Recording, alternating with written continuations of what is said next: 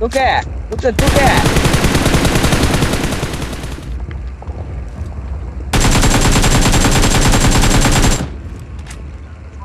Nice.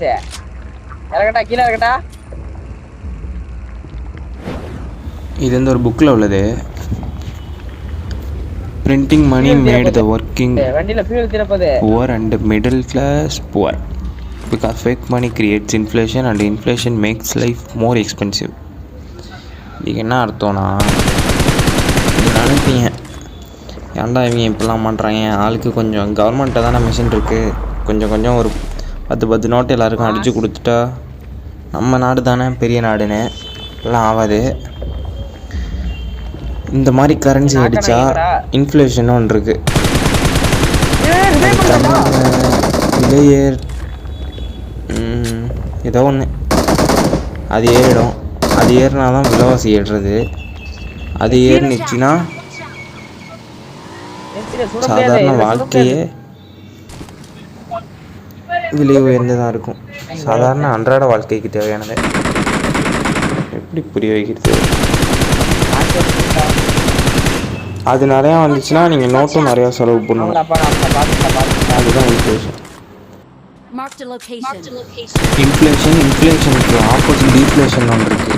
இன்ஃப்ளேஷனுக்கு இன்னும் டீட்டெயிலாக சொல்லணுன்னா, போன வாட்டி வந்து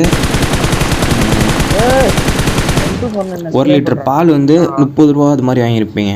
இப்போ 50 ரூபாய்க்கு வாங்குவீங்க. அதுதான் இன்ஃப்ளேஷன். ஆனால் முன்னாடி வாங்கின 10 ரூபா மில்க் பிகிஸு இப்பயும் 10 ரூபா தான் இருக்கும். ஆனால் அதோட சைஸு குவான்டிட்டி வந்து கம்மியாக இருக்கும். அதுவும் இன்ஃப்ளேஷன் தான். மலைக்கு மேலே போய் பாரு, இந்த அளவு போயிட்டு பாரு. சவுண்ட் வெறியே கேட்டுச்சு. அந்த டிராப் தான் போறானே. இந்த பாறை பின்னாடி இருக்கான்டா.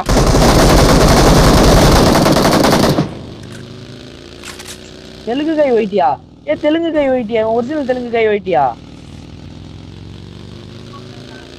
யூடியூபர்ரா.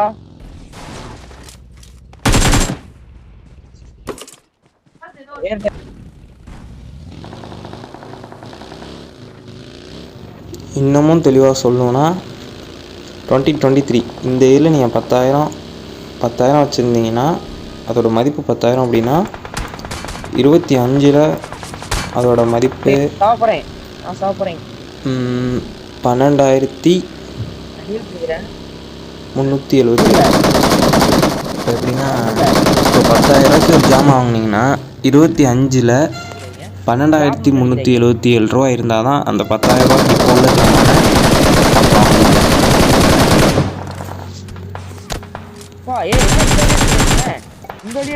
இப்போ இருக்க இந்தியாவோட இன்ஃப்ளேஷன் ரேட் வந்து 6.44. ஆமாம், இன்னும் புரியலனாலும் கேளுங்க சொல்லுவோம்.